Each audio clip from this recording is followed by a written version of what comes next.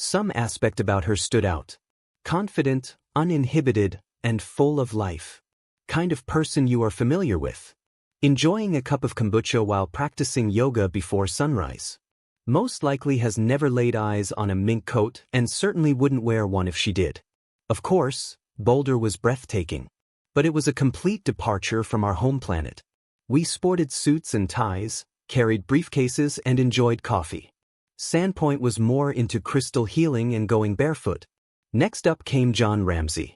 He possessed an expressionless gaze that halted people in their tracks. JonBenet was located by him before anyone else. "What's going on with this guy's head?" we asked. Suddenly, the entire crime scene crumbled as I lifted her into my arms. Eliminated all possibility of evidence preservation. Strangely, though, the cops didn't really question him about it. Unlike what happened, Patty, unlike what happened. That was strange about Burke. You have to remember that he was the dominant figure in the household. However, he seemed to be treated as if he were a mere background character, a sad but harmless father. Was it his only role? An emotional parent ensnared in a terrifying dream? Maybe he was far more knowledgeable than he seemed. Allow it to appear? Thus, let us know, who is John Ramsey? I say we go back in time. Lincoln, Nebraska is the place of JonBenet Ramsey's birth. His aura was more than that of an enigmatic wealthy man. Additionally, he possessed tremendous intelligence. After that, he visited Michigan State University, where he earned a BS in electrical engineering in 1966 and a Master of Business Administration in 1971. How about that? Not bad, huh? He began his military career in the Navy, transferred to the Civil Engineer Corps, spent 3 years overseas, and then remained in the reserves for 8 more years in Atlanta. By the way, he's not any pilot, but a certified pilot. 2 private jets belong to him. If you own 2 planes, it means you're either passionate about flying or despise standing in line at TSA. He was born into a family of soldiers. Older brother James J. Ramsey was an accomplished pilot during World War II. He was born to Mary Jane. He spent his formative years in Nebraska, and from there he crafted a life that appeared ideal. Job, finances, and family. However, naturally, first impressions are often misleading. That is the million-dollar question regarding John. Had he only been the unfortunate victim of a national catastrophe? Or was his level of involvement far more than anyone had dared to assume? Life outside of work for John Ramsey. No doubt multi-layered. Lucinda Pash was the bride of his first marriage, which took place in 1966. John Andrew, Elizabeth, and Melinda were their 3 children. At first glance, everything appeared to be in order. Their 1978 breakup was final. Subsequent to 11 years. It was just one of those breakups when no major scandals were revealed, as far as everyone is aware. 2 years later, in 1980, John weds Patty Ramsey. Patsy, a former beauty queen known for her vivacious personality and infectious grin. All things considered, their youngest child, JonBenet Patricia Ramsey, was born on August 6, 1990, and they also had Burke. One of America's most pondered mysteries would eventually revolve around that tiny girl with the blonde locks. John wasn't the type of dad who sat on his hands and let his work take over. He showed up, paid the bills, and was there for his children's activities. The Ramseys had moved into their large and lovely home on 15th Street in Boulder, Colorado, by 1996. John had established himself as a serious professional. He established Advanced Product, a technology company, in 1989. It evolved into Access Graphics after merging with a few of other companies. The company did more than just grow, it exploded during John's tenure as CEO. Access Graphics had raked well over $1 billion by 1996. $1 billion. Additionally, he wasn't merely raking in cash. It was in that same year that the Boulder Chamber of Commerce named him Entrepreneur of the Year. He had a net worth of about $6 by May of 1996. $4 million. Plus, he got a bonus of $118,000 right before Christmas. Most folks don't see that amount of money for at least 10 years. It was in addition to his usual salary that he noticed. Yet, John wasn't merely concerned with business. He and his loved ones were famous for their holiday antics. For consistently attending church and community events, particularly those held at Boulder's St. John's Episcopal Church. They were the type of family who participated, smiled for pictures, and exuded joyful family energy, even if there is no formal record of what they did in the days leading up to Christmas. Life force. It doesn't matter if everything wasn't picture perfect behind the scenes. Because as we all know, material possessions, such as houses that seem like a postcard, don't necessarily reveal everything. John wasn't merely the man in charge of a multimillion-dollar enterprise. In addition, he demonstrated that. Grew up as a father, particularly in relation to the beauty pageants that JonBenet hosted. Patty, on the other hand, was in charge of the hairspray, glitter, and strict schedule. Once upon a time, she reigned as pageant queen. John, though, was unquestionably an actor. Whether he was on the sidelines, sitting through rehearsals, or proudly smiling in the front row, he was always there to cheer her on. Turned up. JonBenet even stopped by a Boulder shopping center just before Christmas. Plus, John was probably there as well. He wasn't merely making a public appearance at these gatherings. It was one way he provided assistance. His offspring. Even though he was a CEO, he was still just a dad who loved to see his kids grow up, complete with a camera and front row seats. Even outside of the pomp and circumstance, John had deep connections to Boulder's elite. They mixed with the town's elite, including the Whites and the Steins, while Patty was by his side. On December 23, 1996, the Rams went to a Christmas celebration at Fleet and Priscilla White's house, only 2 days before everything was going to alter. The guest list is far more daring and tasteful. From a societal perspective, that night was monumental for the Ramseys. Before making their way to the White House, they had their own Christmas celebration at their 15th Street residence. Between the hours of 5 and 8 in the evening, guests, relatives, and children frolicking in holiday sweaters crowded their home, numbering in the 30s and 40s. Bill McReynolds, who dressed as Santa Claus, even stopped by to heighten the celebratory atmosphere. The adults socialized, the children played, and the gingerbread houses were picture perfect. An unforgettable event occurred when Patty presented JonBenet with a golden bracelet that bore her name and the date, December 25th, engraved on it. In 1996, a lovely little Christmas ornament that now has a tragic symbolic meaning. John had also been plotting their trip, as if all that wasn't enough. The Ramseys had a summer house in Charivoir, Michigan, and they intended to take a flight there after Christmas to visit John's older children. His first marriage produced Melinda and John Andrew. John had planned to fly the family himself as he was a qualified pilot. Nothing new from Ramsey, just some quality time with the family and a touch of luxury. Overall, there was a lot going on in the days preceding Christmas. Schedules, social events, vacations, and jobs. It happened in an instant. It appeared like life was full of joy and happiness on the outside. Unfortunately, we all know that idyllic life would soon crumble. So, in 1996, on Christmas Day, it appeared as though the Ramsey house was running smoothly. You had JonBenet, their daughter who is 6 years old, dressed in a charming black and white outfit, likely flaunting a new bracelet that she received as a present. Priscilla White's parents, R.A. Brown, and a man named Cliff Gaston were among the guests that dropped by the house, to whom the family was quite close. Nothing particularly noteworthy happened to the dad, John Ramsey, that day, although he was likely present as host and mingling. However, that night an odd incident occurred. At about 6:48 p.m., they dialed 911 from their home. It was abruptly ended before anyone could utter a word. Since no one answered the second time the cops dialed, an officer was dispatched to the scene. The officer was informed by Susan Stein, a family acquaintance, that it was likely merely an error. Perhaps someone was attempting to get medicine for a loved one who is getting on in years, or whatever.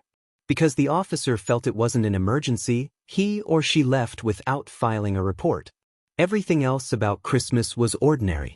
As is customary during the holiday season, JonBenet received a bike, the family ate dinner, and exchanged presents.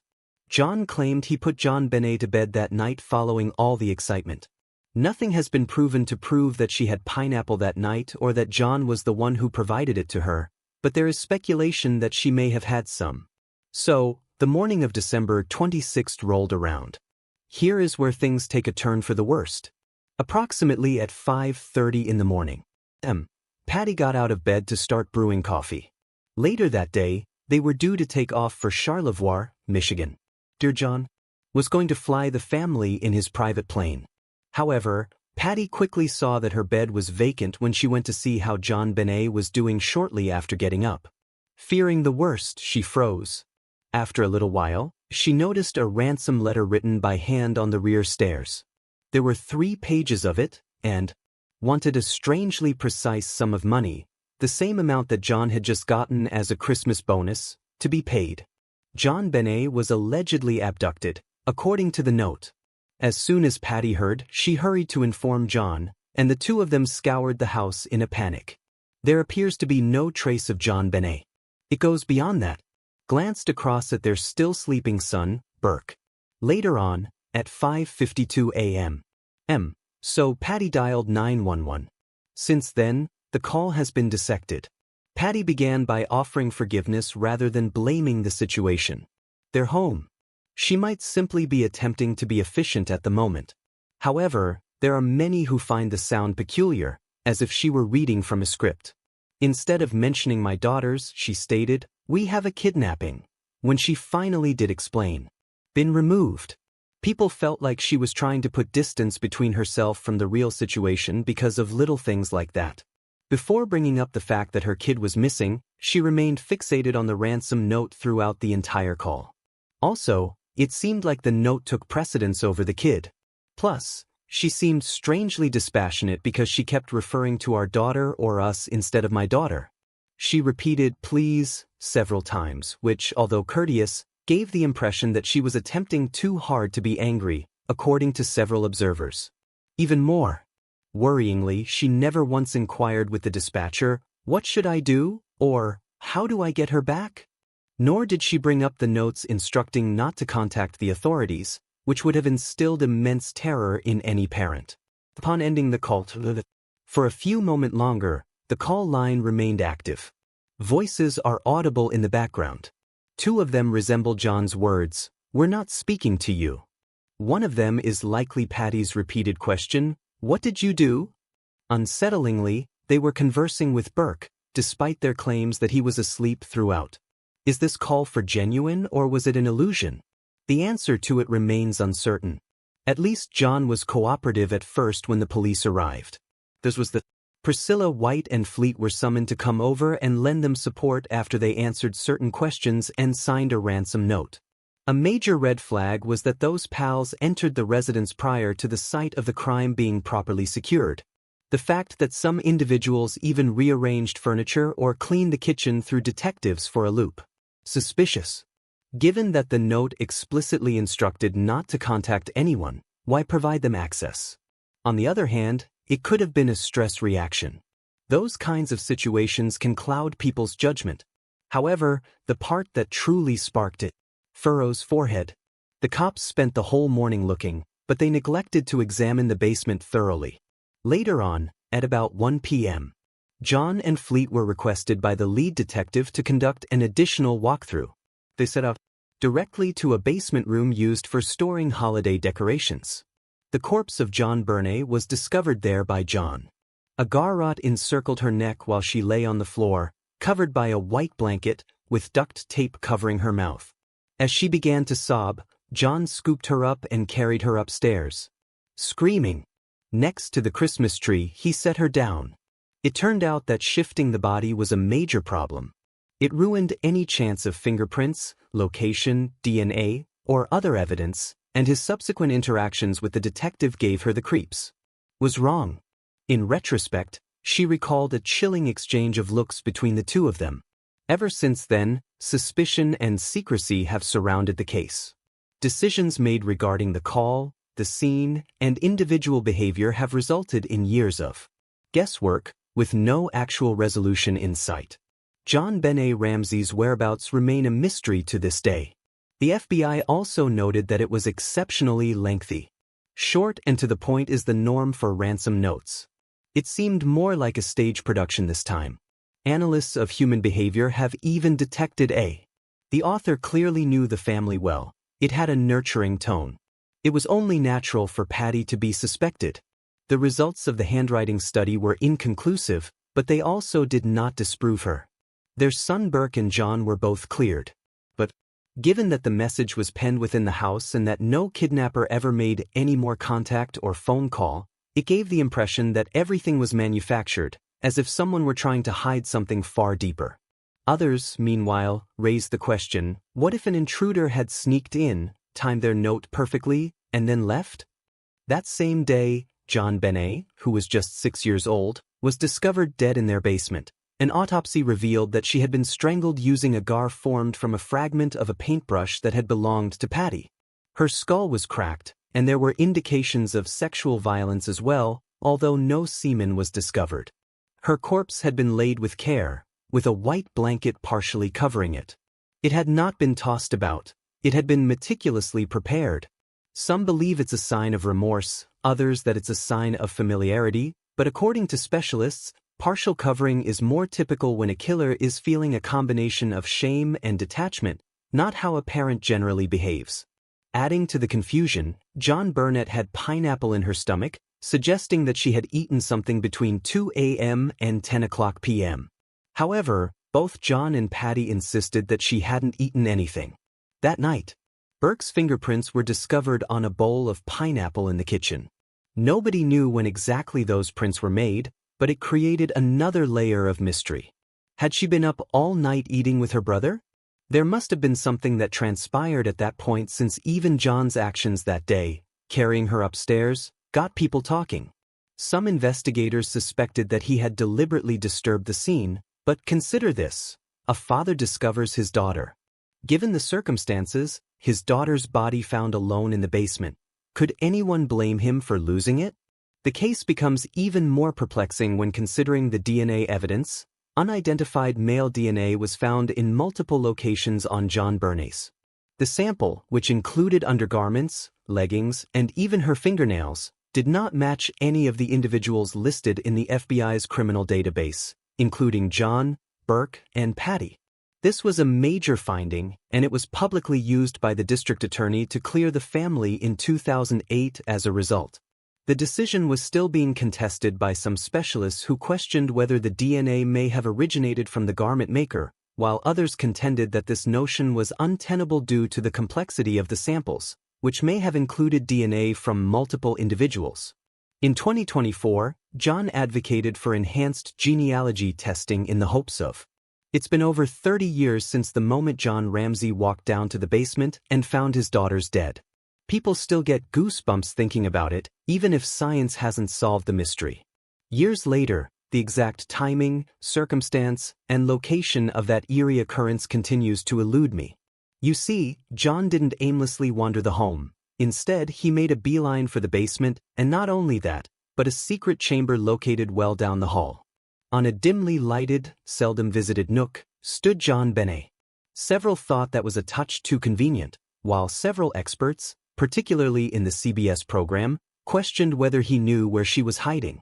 Even wondered if the entire search was staged. But stop on a second.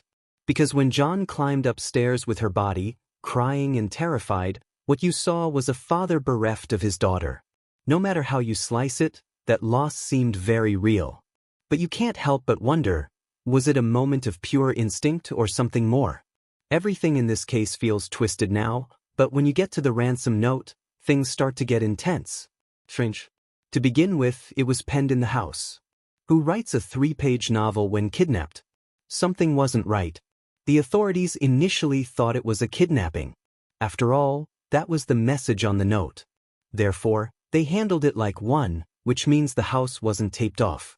People wandered through it, friends were called over. Evidence was handled, relocated, and possibly even lost. Upon relocating JonBenet from the basement to the upstairs, John inadvertently shifted the corpse, potentially erasing crucial evidence.